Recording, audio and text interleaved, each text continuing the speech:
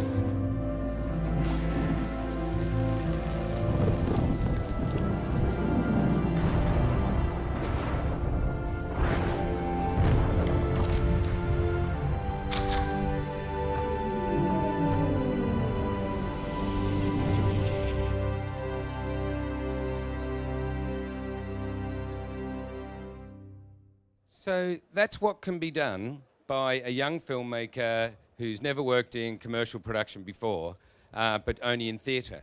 And PlayStation loved it so much, what they're going to do is they're going to be using this as one of their campaigns with no edits. So she never sent a script in, she sent a finished film in, and that's her thought, and actually that's her line. But I love showing it because it sums up what I think MoFilm and YouTube and Google is all about, is providing a stage that creative people can use. So it is the world's biggest stage. And you know, I love coming to Cannes because what I've always loved about Cannes is it's a showcase of the best creativity around the world. And when I grew up in Australia, the idea was you run an ad and hopefully that would end up at Cannes and everyone would see it. But what's happening now to me is that stage is much, much bigger. And what's brilliant about creativity is it's a meritocracy. And what's really exciting is that for all of us who are here, there's 65,000 filmmakers around the world who are not here, who are making content every day off their own bat. So it's what we call the democratization of creativity. The fact is now that cameras like the Canon, you can edit on your own computer, you're effectively making broadcast quality films that can run on air tomorrow. A young filmmaker, Hugh Mitten from Wellington in New Zealand, made a Coca-Cola spot for Valentine's Day.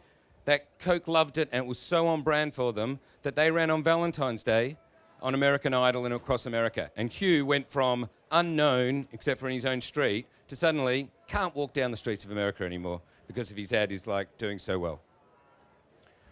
And I think what's really exciting about this, when you add up all the ingredients, is there's an absolutely insatiable appetite for content.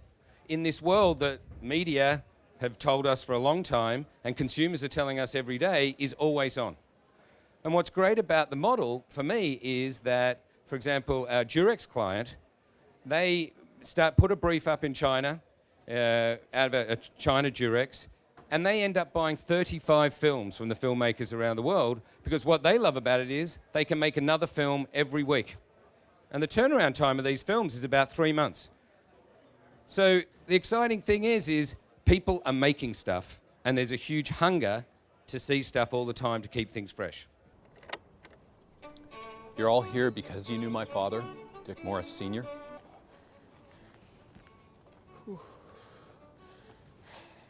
He was a great man, a patient father, a devoted husband, and the kind of man that I hope to be myself one day.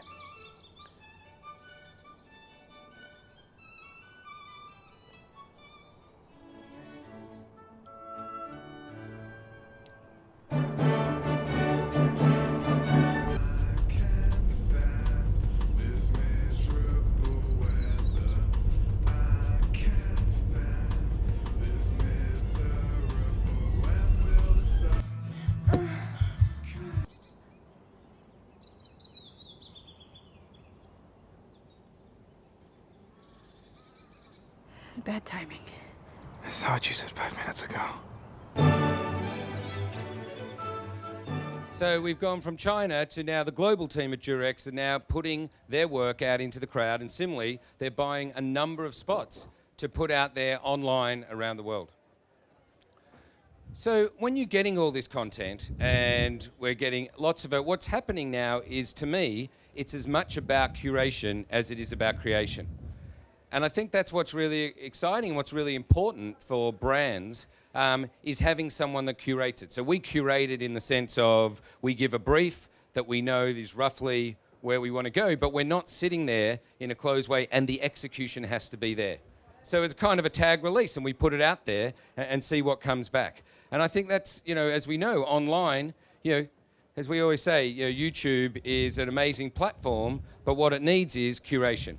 And I think that's what's so important now as we start to use content and a platform like YouTube and Google to actually help consumers to understand where to go.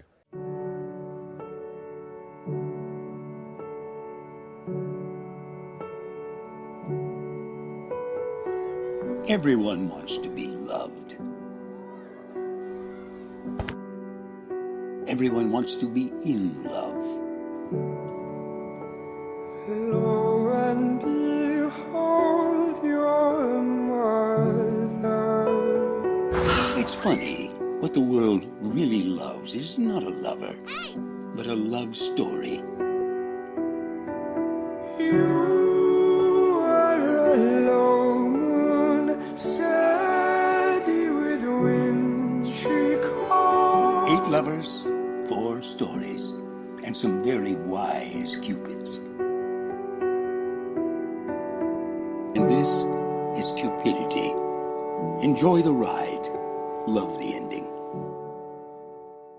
So that's a series, an anthology of love stories that we made for Cornetto worldwide. And Cornetto came to us and said, we have this real issue that we keep paying more and more money to try and get 16 to 24-year-olds to watch television. And the fact of the matter is, they're not watching television. So what should we do to create content that they want to watch? So we went back to the core of what Cornetto was all about, which is love and love stories and romance. And they have this line, which is a wonderful line created by the agency, which is called Enjoy the Ride, Love the Ending, as you follow the nuts all the way through to the chocolate tip. But what we said to them is what you want to do is create content that kids want to watch. And we made 4 10-minute films all around these cupids. And in every episode, a cupid brings two people together in a love story, a 4-part love story. And what was amazing is when we put this out to the filmmakers, is that what you realise is not only are they filmmakers, they're script writers, but they also have friends who are musicians, who are members of, so they're part of a bigger creative community. So we did 3 of those with RSA, and all of the RSA directors around the world wrote scripts and pitched them to us. But we did one with the crowd, and the one with the crowd is amazing. And the one we did with the crowd, we actually crowdsourced scripts, and a 17-year-old girl wrote the script. Of all the scripts we got, it was the most interesting. The filmmaker in LA shot it with friends of his. He's one of his best friends was a member of a band called Down by the River, who provided the music track for it. And we put it up. And what we did was, when we launched in Turkey, we had 25 million views in the first 6 weeks. And what's fascinating about this to me is that that's just us putting out a brief to a community who are engaged with the people they work with.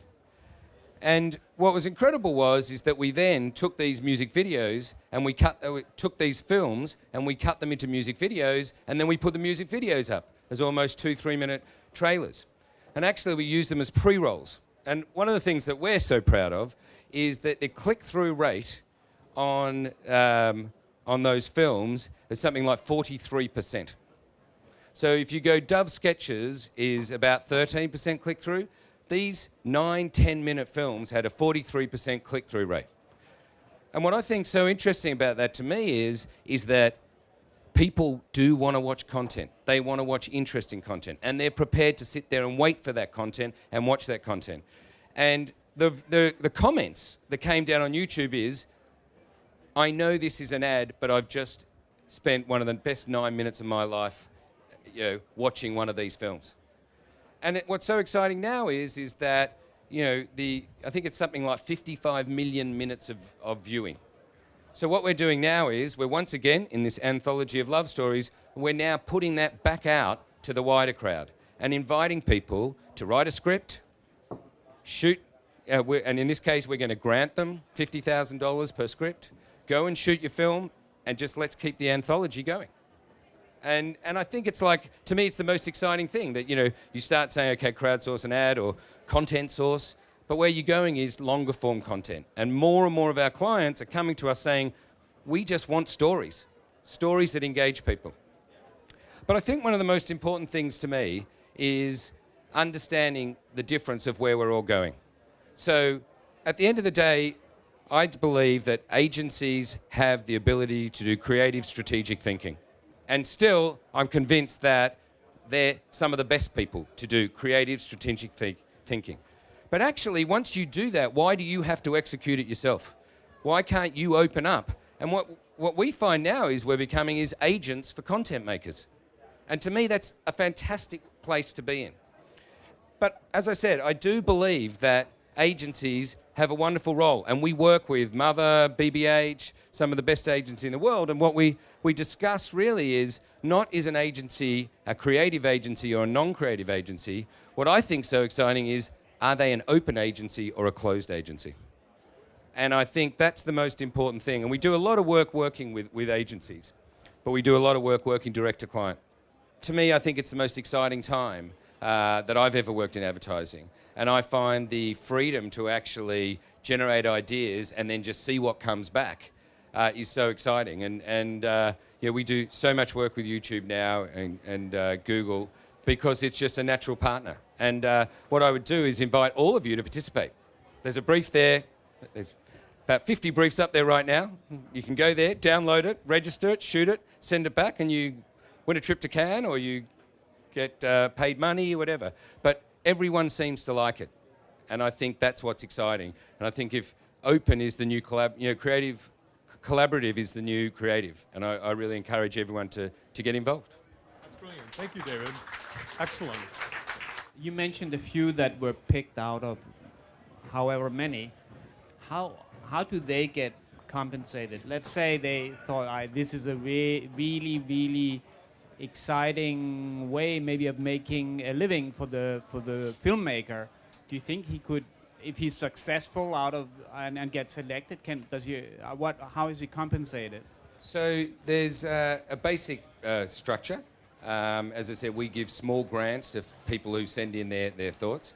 But the basic structure is the winner gets 2 tickets to one of our festivals. We do 14 around the world. They get, depending on the project, but standard is $8,000, 5, 4, 3, 2, 1. And the filmmakers love that.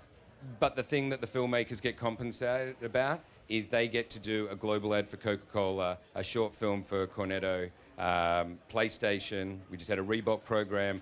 And it actually, as I said, they're going from film school to production company. And it's a way for them to get real work on a reel and exposure. I was in talking to Jimmy Wales. He said that, you know what, make me a film for Wikipedia and I'll get 80 million people to see it. Now, if you're a young filmmaker, it's the best opportunity in the world. And that's the contract we have.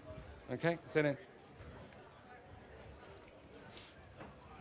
I have a question how it works from the client side. So do I bid for a project? Do I say I have 20 grand, I want something? Or how does it work? So it works the basic structure is a client pays $150,000 to get a brief into the system. Of that, there's $25,000 is for production grants for young filmmakers. There's prize money of about $25,000.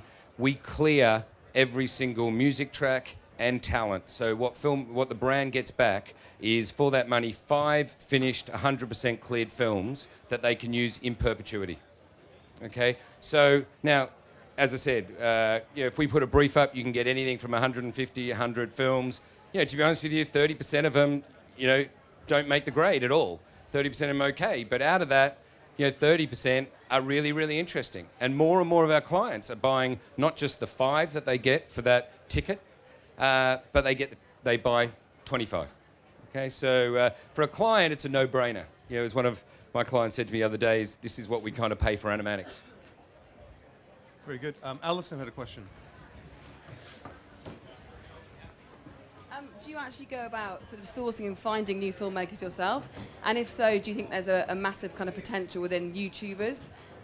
These vloggers, you've got millions of subscribers and views, and kind of, what's the potential there and the opportunity there?